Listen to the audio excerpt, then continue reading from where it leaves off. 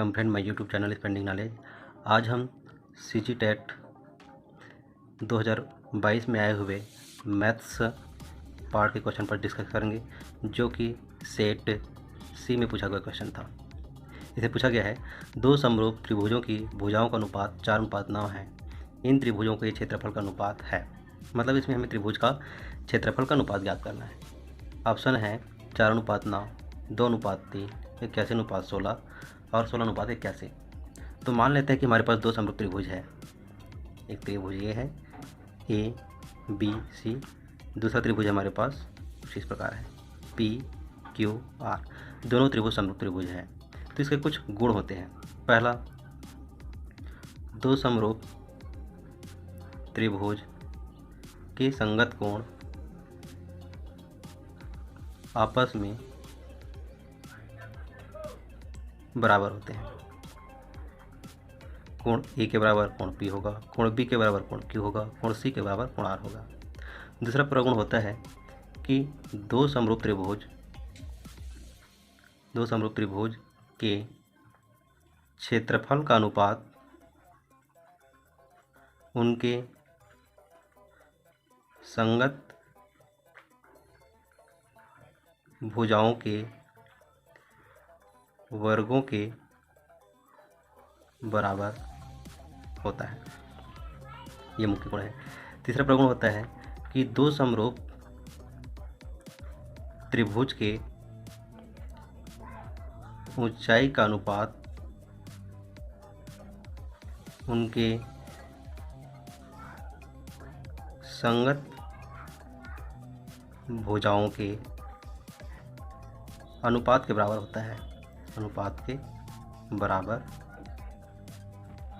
होता है।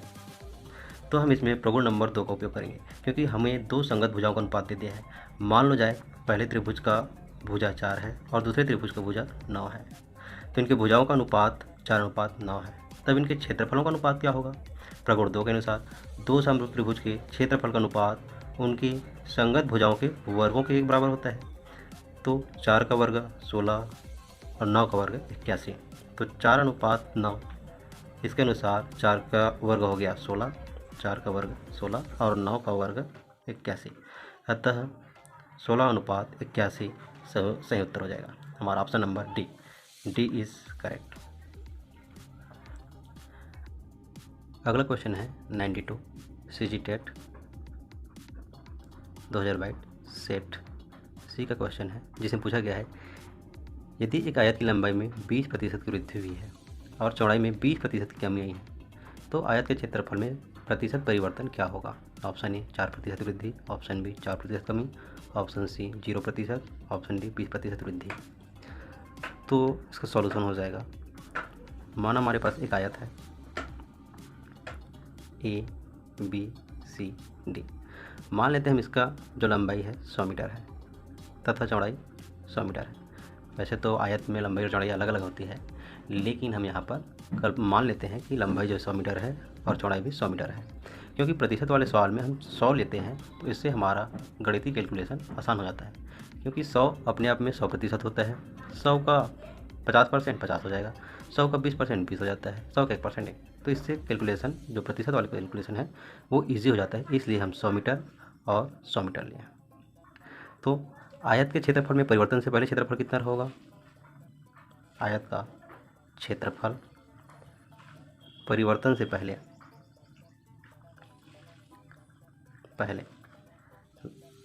लंबाई कितनी है हमारे पास? 100 मीटर और चौड़ाई कितनी है हमारे पास?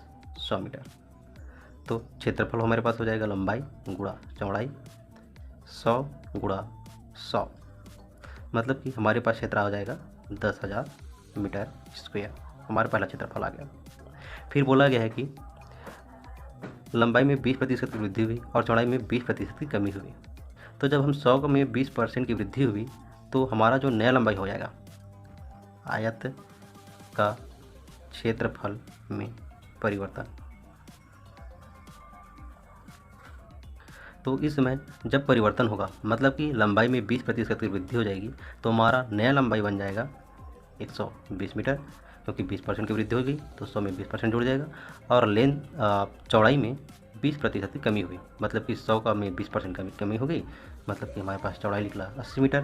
तो हमारे पास क्षेत्रफल कितना हो जाएगा, ये क्षेत्रफल कुछ अलग निकलेगा क्योंकि लंबाई 120 मीटर और चौड़ाई 80 मीटर है। तो 120 गुणा 80 बराबर मिल जाएगा हमारे पास 9600 मीटर स्क्वायर। तो यहाँ से दिख भी रहा है कि पहले क्षेत्रफल 10,000 मीटर का वर्ग था, अब क्षेत्रफल जो है 96,000 मीटर वर्ग हो गया। तो निश्चित रूप से कमी आई है, तो हमारा ऑप्शन कमी वाला हो जाएगा, ऑप्शन नंबर बी, ये कमी वाला हो जाएगा। इधर नहीं सॉल्व करने की जरूरत है, लेकिन हमें कंप्लीट आंसर चाहिए, इसके लिए हम आगे सॉल्व कर सकते हैं, लेकिन कंपटीशन एग्जाम में हम बी को मार्क्स कर लिए, बस इतना ही, आगे कोई सॉल्व करने की जरूरत नहीं है। यहाँ पर हम आगे सॉल्व करते हैं। तो कितनी कमी आई, कमी क्षेत्रफल कितना हुआ, 10,000 मीटर स्क्वायर था पहले, उसमें से 9600 मीटर स्क्वायर को घटा दिए, तो हमारे पास क्षेत्रफल में कमी जो आया वो आया 400 मीटर स्क्वायर। इसको परसेंट बनाना है, तो पहले हमारे पास कितना था, और 400 मीटर स्क्वायर की कमी आया, और पहले 10,000 मीटर स्क्वायर था। इसको परसेंट बनाना है तो 100 से गुणा कर दिया जाए, 2 जीरो कैंसिल, यहाँ भी 2 जीरो, ये 2 जीरो कैंसिल, बचा हमारे पास 4, तो 4% की कमी आई। ये हमारा complete answer option number B is correct, option B correct हो जाएगा। नेक्स्ट क्वेश्चन हमारे पास 93 क्वेश्चन है, जो कि CG टेट 2022 सेट सी अपर प्राइमरी लेवल का क्वेश्चन था। 93 नंबर का क्वेश्चन है, प्रत्येक 12 सेंटीमीटर भुजा वाले 2 घन बराबर से जोड़ दिए गए हैं, परिणामी घनाभ का पृष्ठ क्षेत्रफल ज्ञात कीजिए। इसका सॉल्यूशन हो जाएगा, दो घन को जोड़ दिए हैं, फिर उसका वक्र पृष्ठ हमको ज्ञात करना है। तो घन कुछ इस प्रकार का रहता है, एक हमारे पास एक घन है, घन की विड्थ, लेंथ और हाइट सभी आपस में बराबर होते हैं। मतलब कि कोई भी एक घन है, इसकी लंबाई 12 सेंटीमीटर है, तो चौड़ाई भी 12 होगा, ऊंचाई भी 12 होगा, मतलब कि इसकी लंबाई, चौड़ाई और ऊंचाई बराबर होता है। एक हमारे पास दूसरा घन है जो कि वो भी 12 सेंटीमीटर है, उसको इस प्रकार से कुछ जोड़ दिया गया है। तो हमारे पास कुछ नया स्ट्रक्चर आया, घन आपके प्रकार का आया जिसकी लंबाई ये 12 सेंटीमीटर है और दूसरा घन भी 12 सेंटीमीटर है, मतलब कि कुल लंबाई अब हो गया 24 मीटर। इसकी ऊंचाई अभी भी 12 सेंटीमीटर रहेगा और चौड़ाई भी कितना रहेगा, 12 मीटर ही रहेगा। तो हमें पृष्ठ क्षेत्रफल ज्ञात करना है, पृष्ठ क्षेत्रफल ज्ञात करना है। कितने पृष्ठ हैं, एक ये पृष्ठ हो गया, एक हमारा ये पृष्ठ हो गया, 2 ऊपर एक पृष्ठ, नीचे का एक पृष्ठ, पीछे का एक पृष्ठ और सामने का एक पृष्ठ, मतलब कि कुल 6 पृष्ठ है, जिसमें कि 1 और 2 आपस में बराबर है, और ऊपर, नीचे, अंदर और बाहर ये चारों पृष्ठ आपस में बराबर होते हैं। तो पहले पृष्ठ का क्षेत्रफल कितना निकल जाएगा, पहले पृष्ठ का क्षेत्रफल लंबाई गुणा चौड़ाई, मतलब कि 12 गुणा 12, 12 144 मीटर स्क्वायर। ऐसे हमारे पास 2 पृष्ठ है, तो 144 का 2 गुना हो जाएगा, 144 का 2 गुना 288 मीटर का वर्ग। फिर हमारे पास 12 मीटर लंबाई और 12 मीटर चौड़ाई का 4 पृष्ठ है, तो पहले हम एक पृष्ठ का क्षेत्रफल निकाल लेते हैं। मान लो जाए हम सामने का पृष्ठ नंबर तीसरा दे देते हैं, तीसरे पृष्ठ का क्षेत्रफल, तो लंबाई 24 हो गया और ऊंचाई इसका 12 हो गया, तो 12 गुणित 24 करेंगे तो इसका हो जाएगा 288 मीटर स्क्वायर। अब 288 मीटर वाले क्षेत्रफल हमारे पास 4 है, तीसरा सामने, चौथा पीछे, एक ऊपर एक नीचे, मतलब कि 4 पृष्ठ है। तो 288 गुणित 4 करने पर मिलेगा हमको 1152 मीटर का स्क्वायर। हमें कुल वक्र पृष्ठ ज्ञात करना है, तो दोनों को ऐड कर देंगे, 1152 प्लस 288, तो ऐड कर देते हैं, 1152 प्लस 288, 8 2 10 0 1 और 5 1 6 6 8 14 का 4, हासिल 1 2 और 2 4 और 1, मतलब कि हमारे पास कुल वक्र पृष्ठ 1440 मीटर का वर्ग आया। Option number B is correct. Next question है 94। 2 घनों के आयतनों का अनुपात 1:27 है, उनके पृष्ठीय क्षेत्रफलों का अनुपात होगा। Option A 1:8, option B 1:9, option C 1:19, option D 1:21। तो हमारे पास 2 घन है, मान लेते हैं पहला घन, ये यहाँ पास हमारे पास पहला घन हो जाएगा कुछ इस प्रकार से। तथा एक दूसरा घन ले लेते हैं कुछ इस प्रकार से।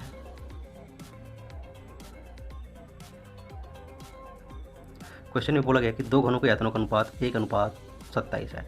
तो पहले घन का आयतन ले लेते हैं, मान लो चाहे 1 इकाई है। पहले घन का आयतन 1 इकाई हो गया। दूसरे घन का आयतन मान लेते हैं हम 7 इकाई है, 27 इकाई है। दूसरे घन की आयतन जो है 27 इकाई है। तब उनके पृष्ठीय क्षेत्रफलों का अनुपात क्या होगा? मान लेते हैं कि घन की जो एक भुजा है वो x है तथा इस घन की एक भुजा वो y है। तो चूंकि ये घन है तो इसकी ऊंचाई, चौड़ाई और लंबाई बराबर होगा y। इनकी भी लंबाई, ऊंचाई और चौड़ाई बराबर होगा तो x और लंबाई भी x हो गया। तो पहले घन का आयतन क्या हो जाएगा? v1 का आयतन x³ और v2 का आयतन हो जाएगा y³। चूँकि प्रश्न में बोला गया है दो घनों के आयतनों का अनुपात 1:27 है, अर्थात x³ बटे y³ बराबर दिया है 1/27। तो घन मूल लेने पर क्या हो जाएगा? x का घात 3 उसका घन मूल लेंगे तो x बन जाएगा, y की घात 3 उसका घन मूल लेंगे तो ये मिल जाएगा y। 1 का घन मूल 1, 27 का घन मूल 3, मतलब कि x और y बराबर हमें मिला 1/3। तो हमको उनके पृष्ठीय क्षेत्रफलों का अनुपात निकालना है। तो घन में कुल 6 पृष्ठ होते हैं। पहले हम एक पृष्ठ का क्षेत्रफल निकाल लेते हैं। मान लेते हैं पहले घन का वर्ग पृष्ठ क्षेत्रफल आ जाएगा x गुणित x, मतलब कि x का वर्ग। दूसरे पृष्ठ का वक्र पृष्ठ आ गया y गुणित y, मतलब कि y का वर्ग। तो इनके वक्र पृष्ठ का अनुपात निकालना है। चूँकि 6 फलक होते हैं तो 6x का वर्ग बटे 6y का वर्ग का अनुपात निकालना है। तो फिर 6 से 6 कट जाएगा, x का वर्ग बटे y का वर्ग मिल जाएगा। यहाँ से x बटे y बराबर 1/3 है। तो हमें यहाँ से मिल जाएगा x की घात 2 और y की घात 2 बराबर 1 की घात 2 1, 3 की घात 2 यानी कि 9, मतलब कि हमें x का वर्ग और y का वर्ग बराबर 1/9, अर्थात उनकी पृष्ठीय क्षेत्रफलों का अनुपात 1:9 मिलेगा। हमारा ऑप्शन नंबर 20 करेक्ट। नेक्स्ट हमारे पास है क्वेश्चन नंबर 95। एक बेलन की ऊंचाई 14 सेंटीमीटर और वक्र पृष्ठीय क्षेत्रफल 264 सेंटीमीटर स्क्वायर है। बेलन का यहाँ पर आयतन है, आयतन क्या होगा? तो इसका सॉल्यूशन हो जाएगा। लेट सपोज कि हम एक बेलन बना लेते हैं कुछ इस प्रकार से। इसे बोला गया है कि ऊंचाई 14 सेंटीमीटर है। ये जो बेलन की ऊंचाई है 14 सेंटीमीटर है तथा वक्र पृष्ठ 264 सेंटीमीटर है। वक्र पृष्ठ जो है 264 सेंटीमीटर का वर्ग है। ये जो क्वेश्चन है बेसिकली ज्यामिति से पूछा गया क्वेश्चन है। तो हमें इसमें वक्र पृष्ठ का सूत्र याद होना चाहिए। बेलन के वक्र पृष्ठ का सूत्र होता है, बेलन का वक्र पृष्ठ का सूत्र होता है 2πr/h। तो हमें बेलन का वक्र पृष्ठ दिया है तो इसका मार्ग देते हैं 264 सेंटीमीटर का वर्ग। 2 जो का त्यों, पाई 22/7, r हमें मालूम नहीं है, r निकाल सकते हैं, h दिया हुआ है 14, 7 दूनी में कट जाएगा, 7 दूनी 14 हो गया। फिर 2 एकम 2 तिया 2 दूनी, 2 एकम में कटा, 2 छक्के 12, 1 बजा, 2 छक्के 12 में कटा। फिर 22 एकम 22 तिया में कटा तो 3 और यहाँ पर r बचा तो r। तो हमारे पास बेलन की त्रिज्या निकल गया। ये जो बेलन है इसकी त्रिज्या है 3। अब हमें बेलन का आयतन निकालना है। चूँकि बेलन के आयतन का सूत्र होता है, बेलन का आयतन का सूत्र होता है पाई r का वर्ग h, जहाँ r बेलन की त्रिज्या है और h बेलन की ऊंचाई है। सभी मानों को रख देते हैं। पाई का मान 22/7, r का वर्ग यानी कि 3 का वर्ग 9 गुणित h यानी कि 14, 7 दूनी हो जाएगा 14। फिर हमारे पास बचा 22 गुणा 9 दूनी 18 और 18 गुणा 22 396 सेंटीमीटर का क्यूब। तो हमारे पास option number 396 option D is correct. Thank you.